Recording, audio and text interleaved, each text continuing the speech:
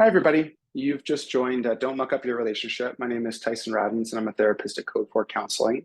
I'm really excited to be here, and I'm happy that you're here learning about couples and relationship resiliency, especially within the first responder community. I'm a therapist now, but in my previous life, I was a police officer in Vancouver, Canada for about 13 years. Had lots of roles during my career, but the one that I appreciated and felt most rewarded by was my work as a crisis negotiator and eventually supervisor of the section, overseeing the unit with two other supervisors.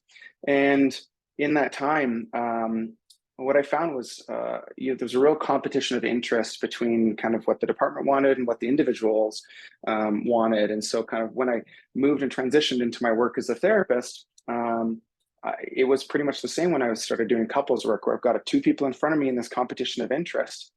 And more often than not, it just drills down in the room here, right, where I see couples right beside me. People just want to feel safe, soothed, seen, and secure. They just want to feel connected. They want to feel loved. They want to feel held and taken care of. And we're going to talk a lot about that today, about the pitfalls and the places that we see downfalls in law enforcement relationships. And we're also going to talk about the tools to help you kind of foster greater connection, greater wellness within your relationships. So with that said, at the end of the presentation, we've got our emails, mine, Dr. Metz, and Nick Metz. If you have any questions at all, please feel free to call us. I'm going to be throwing a lot of terms at you today, lots of psychoeducation. Feel free to pause and take a breath to relax if it's just getting to be too much. But we're going to try and pack in as much as we possibly can in a short amount of time. So with that said, yeah, I'll just share my screen here.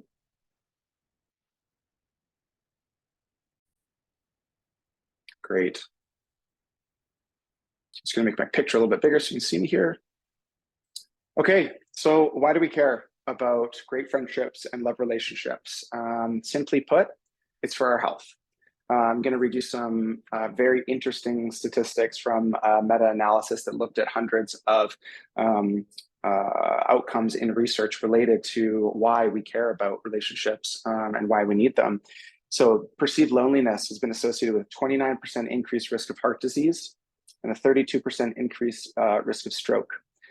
Poor social integration, which is low numbers of close relationships, predicts a 61% increase in risk of death. Loneliness also predicts an increased risk of dying from all causes, which really surprised me. And loneliness is as dangerous to your health as smoking, and an even bigger risk factor than obesity and a sedentary lifestyle. So, like we said, greater health, greater longevity, greater wealth. That has a lot to do with we're in a partnership, and we have the ability to build more connections with our community. We partake in our partners' activities, and the partners partake in our activities. And so we build this social capital that can lead to greater wealth and financial security. 3 and 4, greater resiliency and faster recovery from illness. We have that separate and apart from number 1 because it relates really closely to distress tolerance and what we actually can deal with from the job and what we bring home. Do we have that safe haven where we can really discuss and process some of what we experience on the job, and our partners can do the same in their world from us, for us, with us, which leads to faster recovery from illness. And then more successful children, which is a really interesting one. And if we were all in person right now, I'd have you all question, why do you think that is? And I'll skip to the chase, which is when you have a partner and when you're on the same team and when you are attuned with them, you are providing your kids with consistent parental responses. And that is one of the largest predictors of well-adjusted, successful children. And that is consistent parental responses across the board. So digging a little bit more into the research, I want to talk about John Gottman and John Levinson, who started this thing called the Love Lab. And it was really fascinating research. They followed couples, straight couples, LGBTQ couples, and couples from other communities.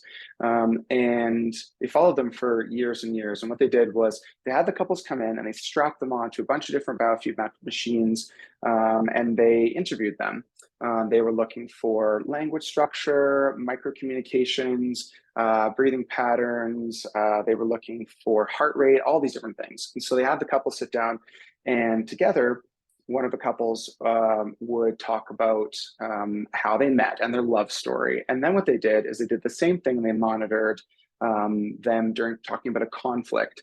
And the results were honestly super astounding. And I think you see in there in one of the bullet points, the first 3 minutes of interaction are critical, and they can predict divorce with 90% accuracy when they did a research follow-up in 15 minutes of observation. So this is critical stuff. And I really hope you bring this back to your relationship and bring your partner in if they're not already here today. But they found these incredible ratios for happy couples, unhappy couples, and couples at rest.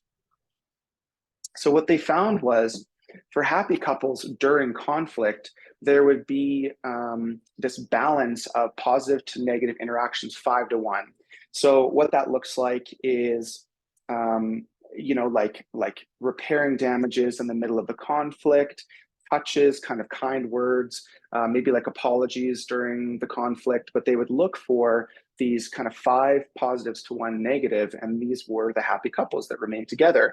Whereas unhappy couples, 0.8 to 0.8 to 1. So you had a whole lot more negative than you had positive. And the interesting thing there is I have my couples sometimes, I'm like, you got to shoot for this 20-1. When you're not in conflict, we got to see a lot of positivity, a lot of responding to these bids for connection. And we'll talk about that a little bit later. And so that's kind of the ratios that we're looking at, and that contributes to this next slide here, this magic triangle. And this is just kind of the ground floor of what we want to talk about as it relates to what are the 3 main things we really need to make sure that our relationship is going to be successful. And we'll start with commitment. And so I'm going to ask you a question, and I want you to pause the video here and really see if you've got an answer for it. Are arranged marriages successful? Are they not successful? Do they divorce more? Do they divorce less? And why? And I'll have you pause it here, but I'll skip right to the answer. And that is divorce for folks that are in arranged marriages currently, and this is a current statistic within the last 5 years, divorce rate is 4%, whereas divorce rate for those who are in, we'll call them like elective marriages, we have about maybe 40 to 50% divorce. And so the real reason there is around conflict. When you're in arranged marriage, you have less to fight about because the arrangement afforded and accounted for, rather, your social location, your value systems as a partner, your value systems within the family system, and cultural identity, and really just a lot around what is important to both people. And so matching them up reduced conflict. And so we need conflict sometimes, and that's what we're going to talk about today too. We do need conflict, but we just want to do it well. We'll give you some tools later on for how to do that. So we got commitment there, right? And the next one is trust. And I want to talk about trust really through the lens of intimacy as well, because I really like, I can't remember where I heard it, but intimacy being into me, you see. Do you have a partner that you really know more than just what they give you? Do you know their map? Do you know how they tick? Do you know their emotions? Do you know enough about them to say, I've got an intimate relationship, and not just sexual? I've got an intimate relationship that I know their heart, I know their head, I know their soul. And as it says there, leads to maximum benefits to both people. I highlighted physiological calm because I think that was most important. I've got down there DPA, which is diffuse physiological arousal. And sometimes people can talk about that as emotional flooding. And so that's when, we're in the middle of a conflict and we just see red and we go through the roof.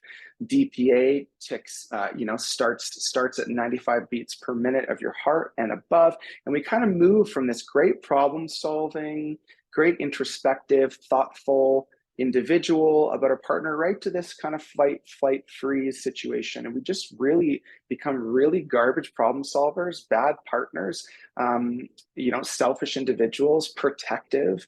And so really learning what happens to your body when you face conflict, learning what happens in your thinking, observing your thinking, observing your body, learning how to calm yourself, learning about what it is to breathe through some of that physiological arousal.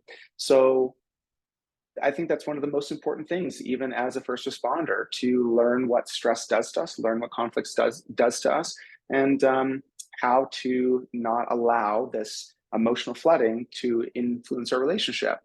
And this next slide here, we're going to talk about the reasons that things get in the way of this triangle based on the job. So the reality is the job here, right? And some of us might know them, some of us might be new here, but shift work.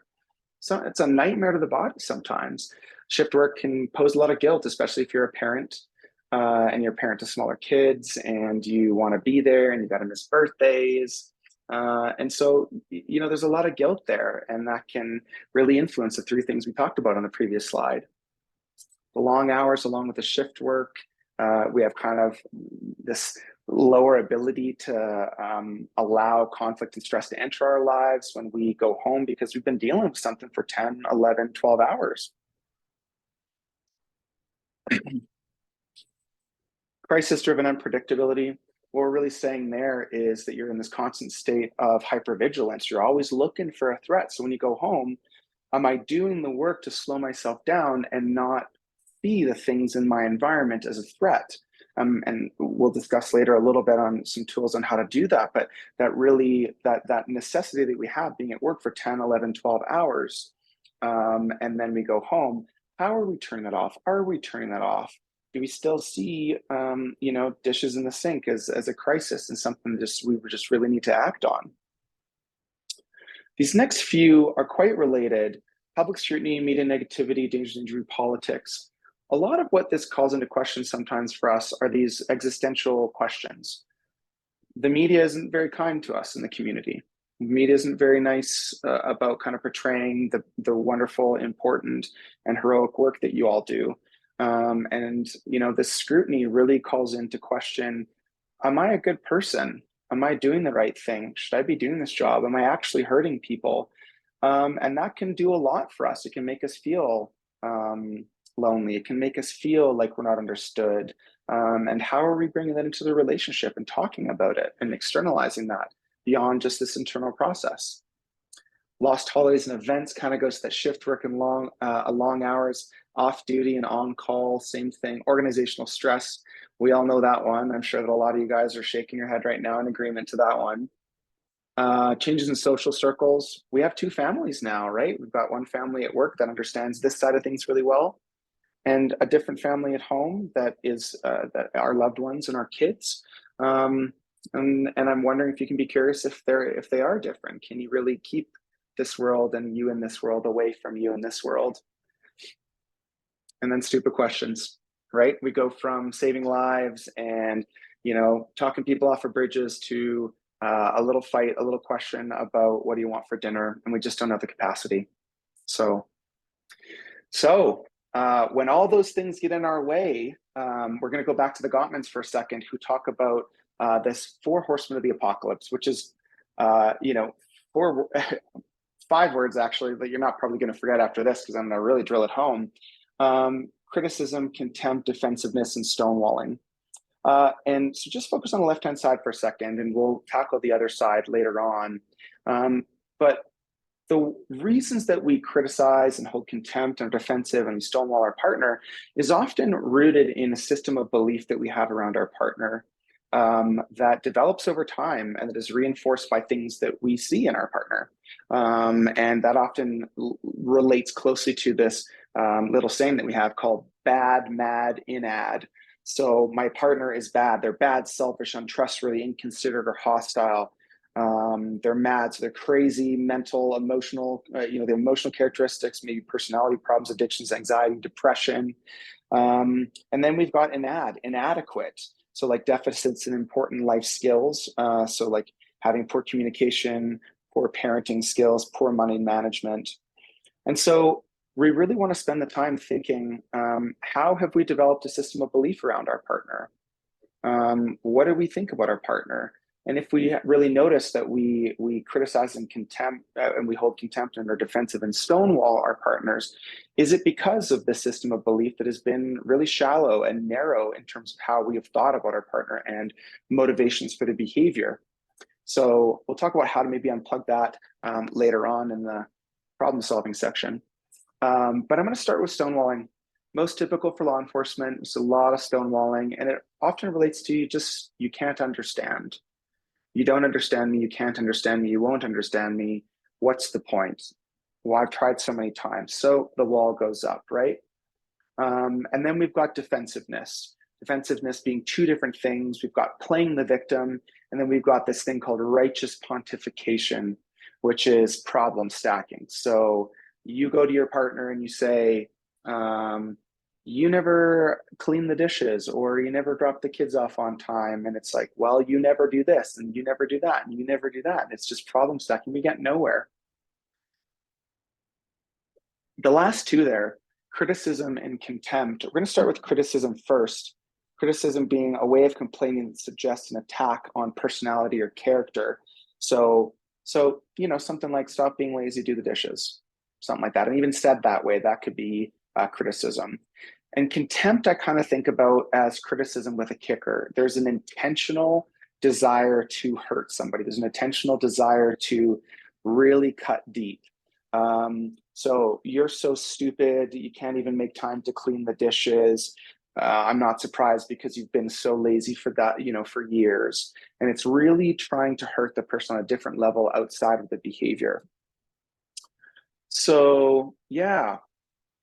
So I want you to think about yourself right now, and think about those four. Think about what you do and think about why. Just kind of hold that as you think about your relationship. What do I do?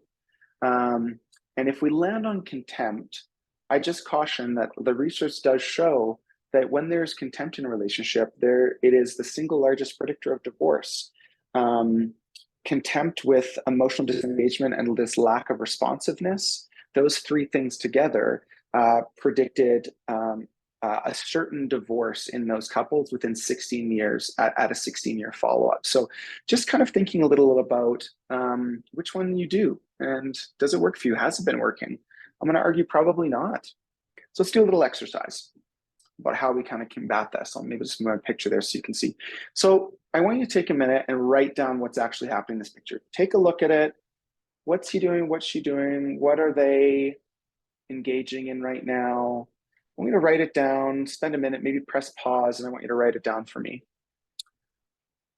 And then when you're done that, I want you to follow the bottom part there. So in that scenario, describe how you're feeling about your partner. So how is in the scenario that you've created, whatever it might be, how is he feeling about her? And how is she feeling about him? And how do you think you would feel? Really try to dig into that for a sec. Create that narrative, create that picture of what's going on for you in your brain. So I'm probably going to argue, hopefully you've paused and returned, but probably going to argue that some of the things that you guys might have said were they're arguing about the kids. They are, he's always late coming home and she's upset because whatever it might be, anything you could possibly think of there. We've got two people who are obviously in a bit of an argument. They're obviously in something heated, something difficult, and that is natural. For us to see negative, for us to see conflict, for you especially being on the job, or partners, you see your partners who are on the job doing this, you need to see the negative. You need to see dangers, and that is a necessity of the job. But here, when I asked you to look at this, if you didn't say something negative or didn't say something they were in a difficult situation, good for you because of the next slide. But before we go there, I want to talk about how else we could actually be looking at this picture. What behavioral decision could we be making right now in looking at this picture to try and assess what's actually going on for this couple? So what's happening here is this thing called positive versus negative sentiment override, all right? And so what that is here, it is a behavioral decision, choosing to think about your partner's behaviors, choosing to assess a situation, choosing to slow yourself down and respond and not react, instead of deciding that the thing that the person is doing is because they are mad, bad, and ad. So if we were to go back here for a second to the slide before, and we were to look at this couple, I want you to now try again. I want you to tell me what's something positive that could be happening. How could this actually be something that we can really employ this positive sentiment override about what is happening in front of us right here? So some examples that I've heard are this couple just won the lottery and they're freaking out, and we caught the picture at a weird time and it looks like they're arguing. In the other room, they are having a games night, and so they're doing intense strategy in the hallway before they go back to the game. Anything else that you can think about, but what I want you to remember is that you have a choice when you start to feel the flood. You start to feel upset and hurt and down. You have a choice to think about how you're going to respond to your partner at that time. And you can decide, I'm going to choose to see those dishes, that dirty laundry, that, the uncut lawn, the this, the that, whatever it might be, and really try to give my partner the benefit of the doubt so that we don't reinforce the system of belief around how bad, mad, and ad our partner is. Some of what we're talking about here is a thing called fundamental attribution error. So what this tells us, it's really interesting actually. So I'll give you an example. So somebody is driving, you're driving down the street, and beside you, this car just rips by, cuts you off. And what's the first thing you think in your brain? What an asshole, what a jerk, generally, what a bad character, what a bad guy kind of thing. We've got that automatic way of thinking his behavior is associated to his characteristics. So now let's put us in that other car that cuts somebody off. And you're driving along, you go into this other lane here, and you speed away, but you're speeding away because you just found out that your kid's in hospital, they broke their leg at soccer. And so you speed and you're not even thinking, and you're just trying to get to the hospital. And the guy behind you is thinking, hey, this guy's such an asshole in front of me. But what really is going on is that your environment, you being subject to your environment, has made you engage in that behavior. So fundamental attribution error. We have the tendency to ascribe other people's negative behavior to characteristic flaws. And when we make bad decisions, do something wrong, cut somebody off, we have the tendency to qualify it as an environmental outcome. So we really have to try and think about whether or not somebody is doing something because they truly are acting in bad faith and they are being mean and they're being contemptuous on purpose, or are the dishes not done because our stomach is hurting and our partner had a really bad week, and maybe they're thinking about their mom a month ago that passed away. And so if we can really adopt that and really engage in this positive versus negative sentiment override, we can help offset a lot of those four horsemen. So how do we do this? Let's keep on building. I would argue, and I think a lot of therapists would as well, one of the best ways to think about our partners is as our best friends. And, the first thing there, and my clients hear it over and over and over again. I'm like, let's just be curious about that for a second. Let's really think about that. Let's slow that down. Why do you think that is? And this curiosity, right? When we get married at 20 years old, and then we're 30, and then we're 40, and then we're 50, we have this tendency to believe that we just remain static over this time.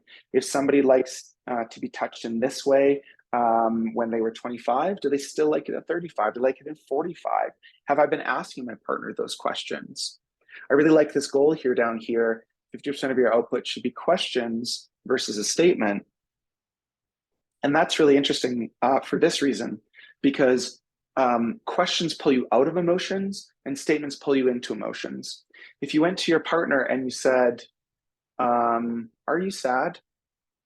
The partner's going to now move up here and think, am I sad? Am I acting sad? Did I do something that I should be acting sad? I don't feel sad. Or, yes, I am sad. Should I be sad about this right now? I don't know. Why is he questioning it? And so we're up here. When we make a statement, we move down here to the inner world of our heart, and we really ask ourselves, we question rather, we feel rather in a statement. So you go to your partner and you say, "You're really sad today. You're feeling really down." That doesn't call you into question whether or not you are in that emotional state. And it's a way that you can just use it in your relationship, see if it works for your partner, learn about them, remain curious. Saying it out loud is just so critical. It's developing this environment of appreciation, fondness, gratitude. So many times I hear, "I thought he knew. I thought she knew. I assumed that I assumed that they." And that is really difficult in a relationship because we're telling our partner's narrative for them, and that's not our job. Our job is to ask. Our job is to be curious. Our job is to be vulnerable and open. It goes back to commitment, trust, and physiological calm. Do we know our partners? They kind of go together: the curiosity and the out loud. Am I speaking my curiosities and my admiration, my fondness for my partner? Previously in the presentation, we talked about bids for attention and bids for connection. And what this is, it's really critical. This also comes from the Gottman research over decades. And so what that means is these bids for connection are, "Hey, honey, come look at this," or "Wasn't that a cool movie? Did you see what I just did right there?" Even a touch. Anything that would signal, "Hello, partner, talk to me, pay attention to me, see me." That's a bid for connection. And what they found in the research is that happy couples, couples that thrive together, 86% of those bids for connection were met, were reciprocated. And unhappy couples, about 33% of the time. Imagine what it's like to ask to be seen so many times and that not happening and it not being reciprocated and only being reciprocated 33% of the time. How much do you think, this probability of rebidding is really low? How much do you think you would actually continue doing that behavior before it started to inform your system of belief? That guy doesn't care about me. That person doesn't care about me. That person doesn't want to connect with me. And what is that going to do for the relationship? Where's that going to go? So another way that we can build off of this, yes, it definitely lives in a little pop psychology, but it's important as like a groundwork for understanding your partner. Going through them in case somebody hasn't heard or learned about them before. We've got acts of service. So I'm going to pick up all the groceries. I'm going to do the laundry. I'm going to do all of the banking. I'm going to wash the car today. Acts of service which unburden our partners in a way. Frees them up to be appreciative and engage in self-care or anything like that. We've got physical touch and affection. It's an important one because physical touch changes over time. So love language, physical touch isn't just sex. It is, where does my partner feel most cared for? Where are they most sensitive? Where do they like to be touched? How do they like to be touched? Has the way that they like to be touched changed over time? Words of affirmation. I'm so proud of you. You're so beautiful. You're such a great mother, such a great dad. You're such a great caregiver. Just words that allow somebody, again, to feel seen and appreciated. Gifts, goes without saying. And quality time. Quality time, a concerted, deliberate effort to actually show up for your partner, sitting down and engaging the things that they like to do. Is it a sport? Is it sitting down? Is it a walk? Is it whatever it might be? Quality time. The reason that we're bringing this in here, the importance here is because oftentimes we do these quizzes, we go online, we say like, what's my love language? How do I want to, but it's how do I want to receive love and how do I want to give it? And sometimes it's different. Somebody, a first responder who just has dealt with all these difficult critical incidents might come home and it's all about physical touch, but the way that they want to show their partner love is in acts of service because that's something that they feel that they can do that's within their capacity. So am I looking in the right place right now with my partner? Have I had that conversation? Hi, husband, wife, partner, how do you think you show me love? How do you think I show you love? How do you like to receive love? And really just starting that conversation to help build some of that intimacy and trust in the relationship, and knowing that there's just this open line of communication that can happen anytime around, hey, it's changing, it's growing, it's maneuvering, whatever that might be. I love this next slide, especially this last one. I'll let you guys have a read.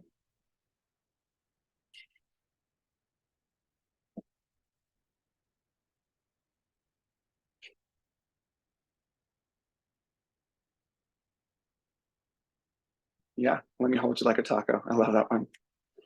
I wanted to bring in the wholeness of the relationship just really briefly. We've been talking about the discrete relationship and good friendships, and good social circles. But there's a lot of elements of wellness, right? Where do you have abundant wellness, and where's there room to grow in your relationship? Do I have uh, a, a partnership and an understanding of who my partnership is in the community and in my career? Does my partner go to the galas and the different parties associated with the department? You know, socially, how do we engage as a couple? Financially, how do we operate? Emotionally, physically? And I just wanted to bring in these elements of wellness as being really important as well. It's not just about, hey, you know, I've got to not use contempt or criticism, stonewalling. I've got to do, but how am I globally? Am I thinking globally? And all of this goes back to curiosity. How curious am I about my partner's physical health and my partner's relationship with the community, especially in interracial relationships? How does my partner relate to this community? How do I relate? How do we relate as a couple? Career, social, financial. Really just making sure that you're turning your mind to all aspects of elements of wellness. So, pulling it all together, move myself to just quickly, 1 out of 5 positive to negative ratio. Easy thing to think about in a relationship. Hey, I'm in the middle of a conflict. I have said a whole lot of negative here. I got to switch that up right now, quick, fast, in a hurry. Repeating here, treat your partner as a good friend. Identify that shared mission. You can kind of go back to those elements of wellness. What is our mission? How is our mission changing? How are our goals and dreams changing? And then, this repairing conflicts in six steps, I'm going to really focus on, and then handling conflict in a gentle way. So I'm going to give you a bit of a hack, a great hack around apologies, because people struggle in relationships sometimes to say sorry. And we should be saying sorry frequently and often and with ease, and shouldn't be like pulling teeth. But sometimes sorry isn't a sorry. And so I'd like to give you these 6 elements of what it is to actually apologize for something if you know you've made a mistake. So the first 3, super fast. The last 3, they take another second. The first is express regret, accept responsibility, clarify non-intentionality. And then I'll give you an example after. And then the last 3, explain the circumstances, repair the damages, and learn for the future. So can't even do that in my brain, give you examples. I'm just gonna look at my notes here. So here's a great example of that. So let's just say you walk into the kitchen and you're on the phone, and you swing your elbow because you're having just an excited conversation, and you smash your wife's favorite mug that she got in nursing school, and she's really upset about it because of the emotional attachment to the object. So what it would look like, it'd be like something, so express regret. Oh my gosh, I'm so sorry about that. Accept responsibility. Absolutely my fault. I totally didn't mean to do that. Clarify non-intentionality. I absolutely did not mean to shatter your glass at all. Explain the circumstances. Babe, I was on the phone. I was talking to Steve. I walked in. I just found out that his son got into, I don't know, got on some sports team that he was wanting to get on. I was so excited. I swung my arm and I smashed the mug, and that was absolutely my bad. I know repairing damages. So I know that you've had that mug for like 20 years. It's really important to you. Next year, you've got that reunion going on. I'm wondering if maybe I can maybe buy you one when you're there as some kind of repair, or how about I jump down to Michael's and we buy something that's similar, or I'm definitely open to any way that you feel I can kind of repair these damages right now. And then learning for the future. I know I'm a hand talker. I know I'm this way when I'm on the phone. I know when I get excited. And I also know you just came home from work and you were having a coffee. I should have thought about the fact that it was on the counter there. I'm gonna do me a favor, do you a favor every time I have these big phone calls. I'm just gonna take them in a different room because, and so you see what I'm saying there. So yes, it might feel, and I encourage you to take this into your relationship. It might feel difficult to do in the beginning to really bring into the relationship. It's going to feel forced. It's going to feel like, how do I actually, you know, slow that down and be intentional about that with my partner? But you can become really good at this. And the cool thing there is, if you go through all of those 6 steps, there is absolutely nothing to for your partner to come back with. You didn't learn from your mistakes. I didn't feel like, you took any responsibility. I don't even understand why that happened. You've given them everything to understand actually what happened. And so you've really diffused the situation. You've understood them. You've showed up for them. And so, yeah, I wanted to bring in those 6 steps, and hopefully that helps you in your relationships. And so we're just shifting gears here a little bit to family and kids, because a lot of what we've talked about here today really applies to family and to the kids as well. And we're going to give you some cool co-parenting tips as well. So I'm just going to pop them up all here, right here, rather. So the first one here, curiosity, not complacency. You can see that we're really drilling that one home a lot. So lean into it. And so respecting one another's parenting styles and really discussing the differences in curiosities, it says. And I think they're another tool that you can bring to the relationship because, law enforcement officers, problem solution. I go to a call, I make a decision, the solution's provided, and that's the end of the issue there. And that can have some bleed over into parenting styles, how I want to be with my kids. This happens, here's the outcome, here's the solution, here's the punishment, here's the whatever it might be. And we can have different parenting styles where maybe the other partner at home maybe has a little bit more leniency, or they're just different. And so I want to bring in this co-construct positive relationship problems. And I'll explain it this way. There are very few conflicts and problems in a relationship that you cannot join your partner on. So here's an example. And it's going to go back to this defensive, this righteous vindication thing. Where we're just problem stacking. You never drop Timmy off at school on time. Well, you never put Timmy to bed on time.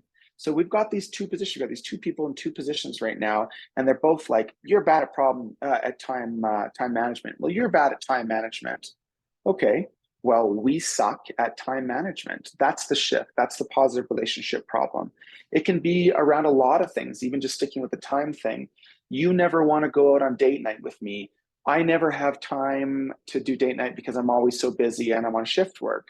We have a problem prioritizing our relationship.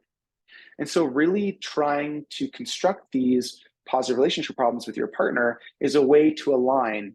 And that also is a secret trick to the very first slide there, which talks about this consistent parental responses and helping your kids feel healthy and adjusted. And having these really successful kids is having that united front. And that united front is really around conflict. Mom and I both are working on, dad and I are both working on, partner and I are both working on this thing. And so we really just have an ability to join our partner, even in conflict. A couple of ways that we can do that. So work to communicate with children as much as possible around, so these are two Gottman terms as well, unified detachment and empathetic joining. So we face a problem around dropping the kids off at school on time. We're super kind of emotional about it. And we're noticing in our partner, we're both really emotional about it. And so we decide, hey, unified detachment right now? Yeah, let's do that. Which is I'm going to step back from the emotions that I'm thinking about, step back from my emotional experience, and really just lean into the facts of the situation. We're going to detach my emotional situation and just get the problem solved, get this done. We're on the same team. What do we need to do to really join right now and detach from the emotions and get this done? So can we do that, partner? Okay, awesome. Let's do that. And then the exact opposite of that is empathetic joining. Empathetic joining being, all right, the important part of this conflict and dialogue right now is the emotions here. We don't necessarily need a solution in this moment. We just need to know that we're both feeling things right now. And that could be the whole myriad of emotions, but joining your partner empathetically. And if you want to write these things down, a tool that you can use often in a relationship when you struggle with talking about emotions are just kind of picking one aspect of empathy and going with it as one of your tools. And so I take this from Brene Brown because she's wonderful at kind of describing the elements of empathy being perspective taking, communication of understanding, reserving judgment, and emotion and labeling emotions.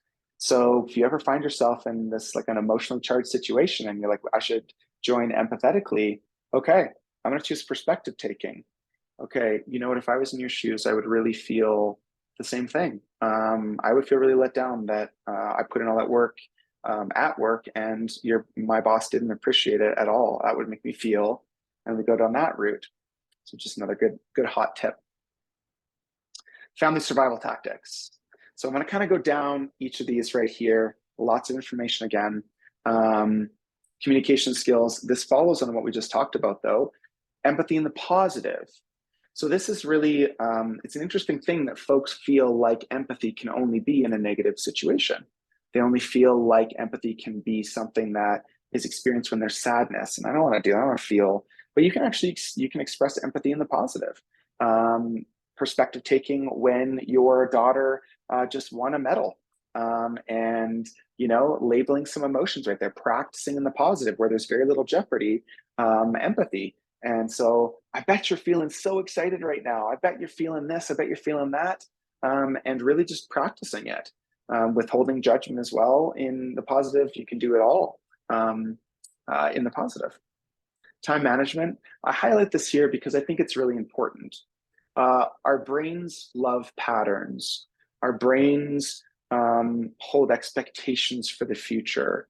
They assume a lot of things. When I go home, it's going to be this kind of environment. When I go home, it's going to be this. When I go to this store, it's going to look and feel and smell this way.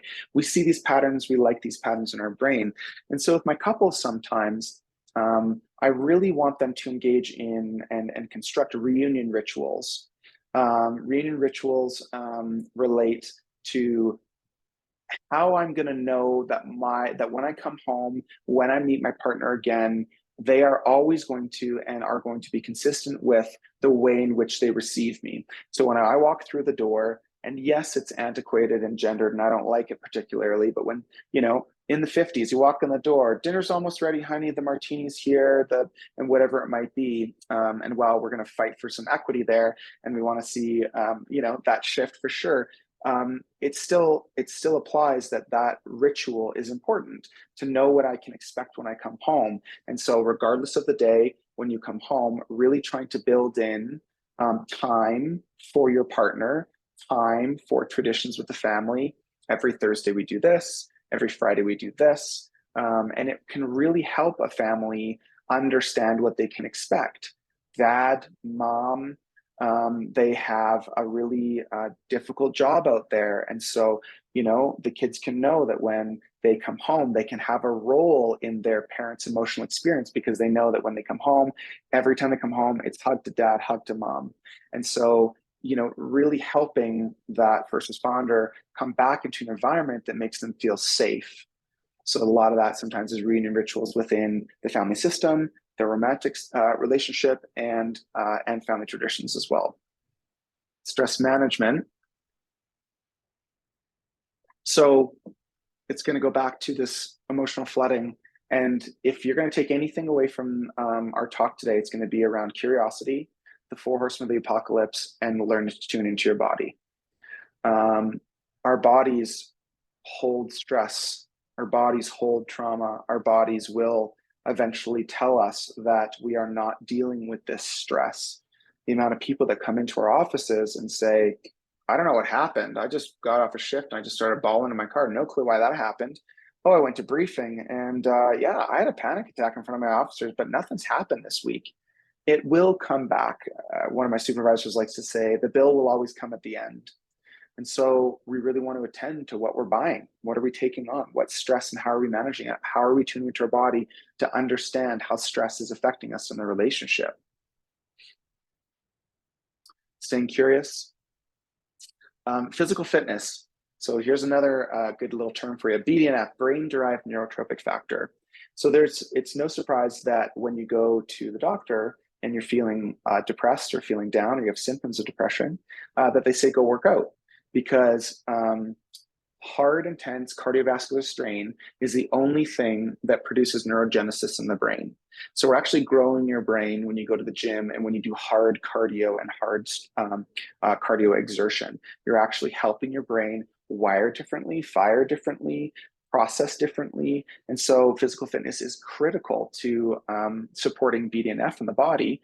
So get out there, get to the gym. It's going to be great for your family. Great. It's a great survival tactic. The social circle expansion, my apologies. It's going to relate to what other identities do I hold? And I talked a little bit about that as it relates to the kind of holistic wellness that we need to think about our relationship. We are police officer. We are husband. What else are we? I'm a bowler. I'm a carpenter. I am a games night guy. I am all of these different things. And this is actually a significant protective factor as it relates to trauma and the stress that you're going to experience. Because if I am police officer is in jeopardy because of the political system that we are in right now and the oversight and or I might need to leave it for whatever reason.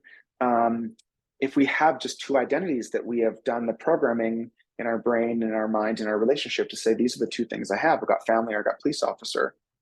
We really want to support other identities that we hold. And it's going to have a lot to do with retirement as well, and helping you in retirement, helping you move toward what, if I'm not a police officer, what else am I? And so that's something to bring into the relationship, something to bring into the family. I'm a little league coach. I love that. That gives me this, and this. I share that with my partner. I share that with my family. And so what other identities do you hold? And I would really encourage you, if you really think to yourself, like, I'm a police officer and that's all I am, and I keep my job at work, and I keep it away from home, and I am just dad partner over here, mom partner over here. I'd argue that it's psychologically incredibly hard to separate those two and compartmentalize. So if we're gonna experience and blend those together, what other identities do I hold in these other areas? Who am I? And so we really want to do that, and that can relate closely to social circle expansion. Really just recognizing as well how our social circle can be negative, how the job is going to necessitate that we see threats, that we see difficulty, that people are angry, that people are negative. And, is that continuing when we go back to the station, we go back to the apartment? Is that continuing over drinks, over a baseball game, over whatever else you might do socially with your folks at work? So is that continuing, or and if it is continuing, am I aware of it? If I'm negative on the job and I'm dealing with all these negative things, and now everybody around me negative, I'm fostering that circle. What do you think is going to happen when you bring it home? It's probably just going to be something similar. Really focusing on what's within your control and accepting what you can't. I really like that. And I just want to add that accepting and saying, so we're going to go back to that example of that guy that whizzes by in the car, goes in front of you like, that guy's an asshole. And we're like, we can't do anything about that. I accept it. We accept that thing. So we don't take it on for ourselves. It's not going to affect our day. But if we hold resentment toward it, and we're just saying, I accept it, it's fine, but we've still got this resentment for his behavior. Acceptance can't exist with resentment. So really being aware of, if we're doing this, I'm gonna let it go, gotta let it go. But I'm still really resentful that the carpets aren't clean, or that the money is not taken care of, whatever it might be. It's not acceptance. The way you work toward that, to bring that into the relationship. I'm really trying to accept this part of things, partner, son, daughter, person. But I'm still feeling these things. And so you bring that into the relationship and hopefully work on some of that resentment. And so it doesn't bleed into the horsemen of the apocalypse. This last one, right, be mindful of unmet needs leading to affairs. Overwhelmingly, affairs are not one-offs. They're very much built over 3 to 6 months, based off of unmet needs. And so if we are curious, aware, we have an environment of appreciation, we have what we would think of as intimacy in our relationship, and we've got this kind of global wellness. There shouldn't be unmet needs because we have this open line of communication, this open mind, open heart, open words with our person and our family. And so really just focusing and thinking about and knowing that if I stay curious, and I know that at 25 and at 55, my person's going to be a little bit different, but I haven't done any work around that for decades. I probably should do that to find out, are there some unmet needs that I'm not meeting right now? And how can we work on that?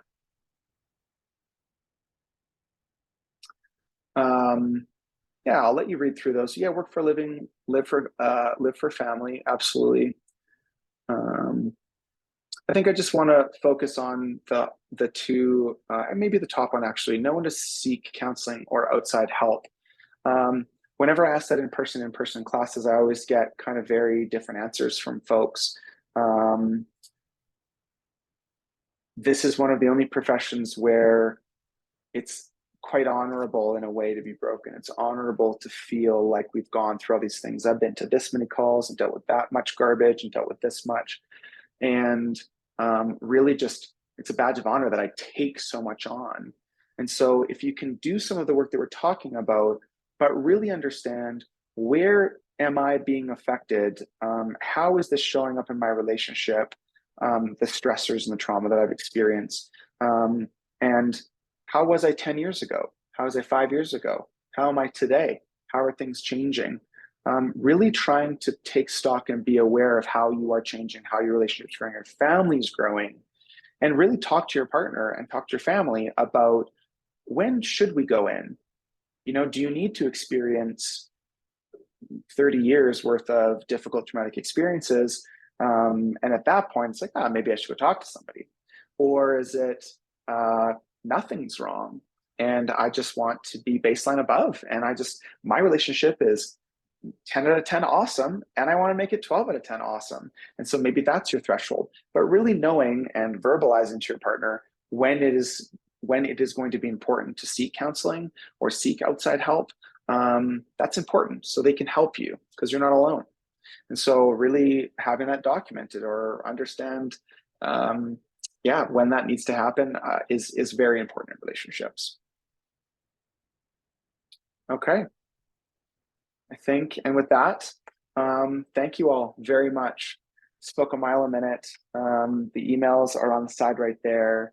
I hope that you gleaned something from this presentation. I just want you to know, coming from law enforcement, how much I appreciate what you do, how much I feel with you, and how much I wish that, I wish that this world took great care of your mental health as much as I know that you need, and as much as a lot of people know that you need. And so we're here for you if you need anything. Here for you, many resources even outside of Code 4 counseling to come and support your relationships, your family, your kids, your partner. You might not even need to know and identify a problem, but just need to know how you're feeling. I just don't feel super great, and I think I need some help finding some language around what I need. Whatever it might be, even if you don't know what you need, reach out, because we're here for you. We appreciate you. We value you. We respect you. We see you. So thank you very much for spending the time with me today. Reach out if you need anything. Take very good care of yourselves.